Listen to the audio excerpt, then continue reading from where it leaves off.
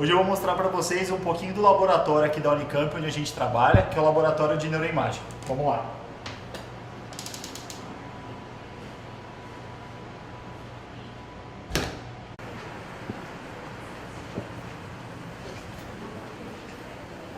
Pessoal, então só para aproveitar, eu queria apresentar para vocês o nosso laboratório aqui, onde a gente trabalha. A Luciana está ali também, o Brunão está aqui com a gente.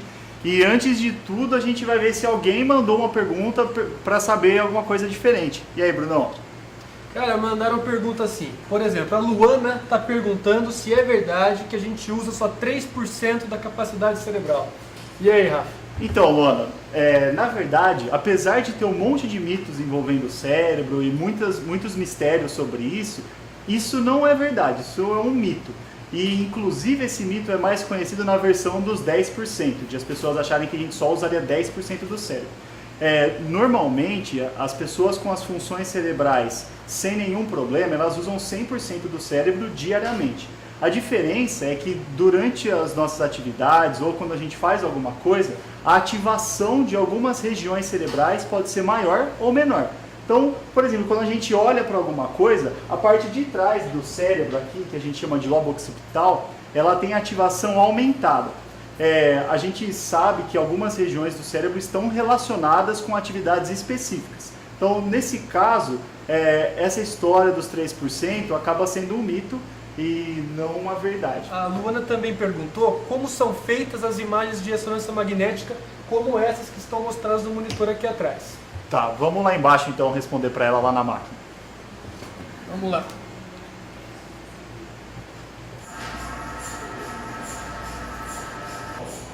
Estamos aqui no setor de ressonância magnética da Unicamp. Essa aqui já é uma área restrita. A cena começou ali com a placa de aviso, alertando que essa aqui já é uma área que tem que ter alguns cuidados para passar, devido ao campo magnético da máquina. O Rafa vai falar mais um pouquinho para a gente. Então, como vocês podem reparar, eu e o Rafa aqui já estamos sem relógio, sem nada de metal. O Rafa já tirou os brinquinhos, os anéis, os apetrechos todos para estar aqui.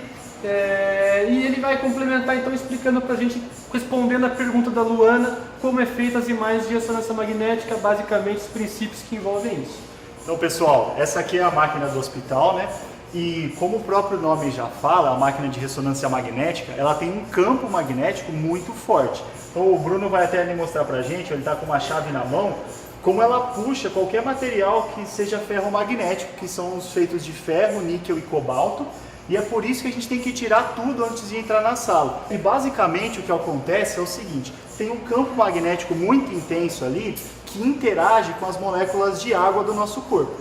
Então o que ele faz, ele uma foto numa escala de cinza, onde estruturas que têm menos água, por exemplo, apareceriam mais escuras, e as que têm mais água apareceriam mais claras. Então, por exemplo, o olho, que dentro do olho tem uma substância meio gelatinosa, que é bem aquosa, ele apareceria preto num tipo de imagem dessas. Só para a gente ter uma ideia aqui, então, o Bruno vai colocar a Sueli, a nossa amiga, lá na máquina, para mostrar como é o exame em um paciente. Então, primeiro ele posicionou ela lá dentro, vai fechar a bobina, vai colocar a cabeça dela bem posicionada, fechar a bobina em volta da cabeça dela, que é a região em que a gente faria o exame, e vai colocar um cobertorzinho nela porque é mais ou menos frio. Então, o exame de ressonância, uma coisa interessante de a gente falar é que ele não usa a radiação ionizante, que a gente chama, que é tipo o raio-x. É uma radiação que, dependendo, se a gente for submetido muito a esse tipo de radiação, pode ter algum malefício para o nosso corpo. E em relação à ressonância magnética, não tem nada que aponte que exista um risco para fazer o exame. Então ele poderia ser feito quantas vezes fosse necessário na mesma pessoa.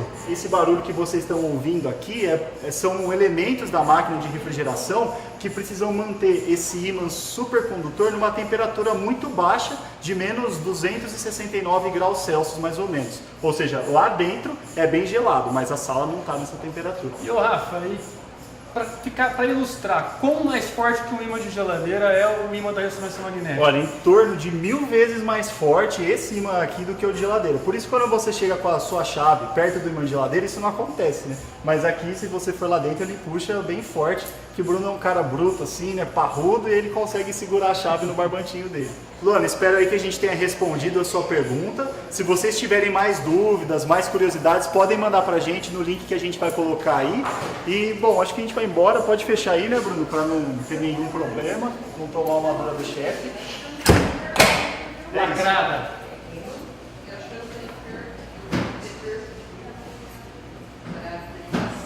Oi, gente, estamos aqui mais uma vez, Jéssica e eu, para responder a pergunta de vocês. O que a gente tem para hoje, Jéssica? Bom, o pessoal tá aqui perguntando, Lu, o que é mais importante, o exercício físico ou o exercício intelectual? Conta pra gente. Então, pergunta interessante essa que fizeram, realmente. Os dois são importantes para o cérebro, na verdade. A gente precisa de exercício cognitivo para o cérebro. Depois a Jéssica vai explicar para vocês o que isso significa, cognição. Mas sem o exercício físico também não adianta fazer tanto exercício intelectual, porque tem estudos já que mostram que o exercício físico é imprescindível para o cérebro.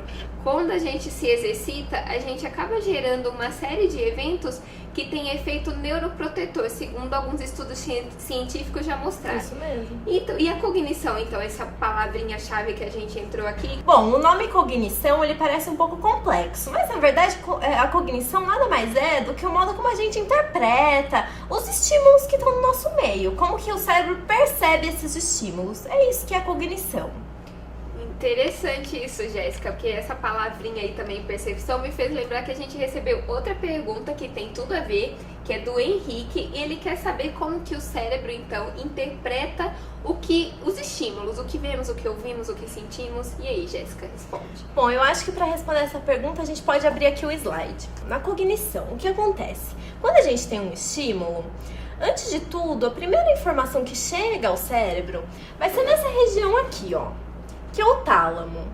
O tálamo, ele é composto por vários núcleos e cada núcleo vai ser responsável por enviar a informação como se ele fosse um mensageiro mesmo, um correio, para as várias regiões do córtex. E é o córtex quem vai fazer essa percepção. O nosso córtex cerebral, ele é bastante específico para cada estímulo que a gente tem. Então vamos usar o exemplo até do exercício físico, vai?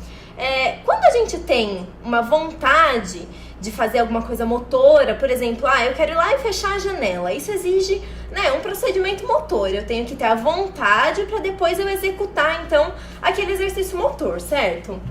Então, essa parte responsável pela vontade é a área suplementar, que ela fica aqui no córtex frontal, ou seja, aqui na frente mesmo do cérebro. A área premotora e a área suplementar, então, são duas áreas, duas regiões responsáveis, que são as pintadas aqui em amarelo, por essa questão da vontade, da volição em ir executar esse movimento. Depois disso, para de fato a gente ter a execução do movimento, a gente tem aqui o giro pré-central, que é uma das regiões mais importantes do cérebro e que é responsável de fato por essa execução do movimento. Aqui a gente tem uma figura de todas as partes que estão relacionadas com o movimento, né? Então a gente vê que a parte aqui da frente, ou seja, essa daqui, assim, ó, ela é responsável pelo movimento das nossas pernas, aqui, ó, pé, perna.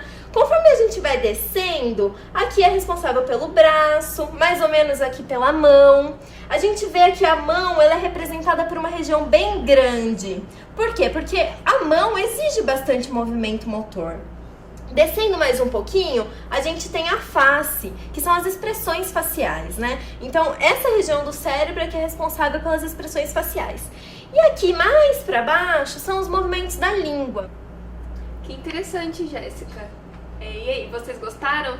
Tirou a dúvida? Se vocês tiverem mais dúvidas, é só deixar aqui nos comentários pra gente responder em um outro episódio. Vamos ficar muito felizes de ajudar vocês e divulgar um pouquinho do que a gente faz aqui, conhecer mais sobre o cérebro, esse fascinante órgão do corpo humano. Isso mesmo, mande as suas perguntas, a gente tá esperando por vocês. Esperamos que vocês tenham gostado desse episódio. Tchau! Até a próxima! Até a próxima.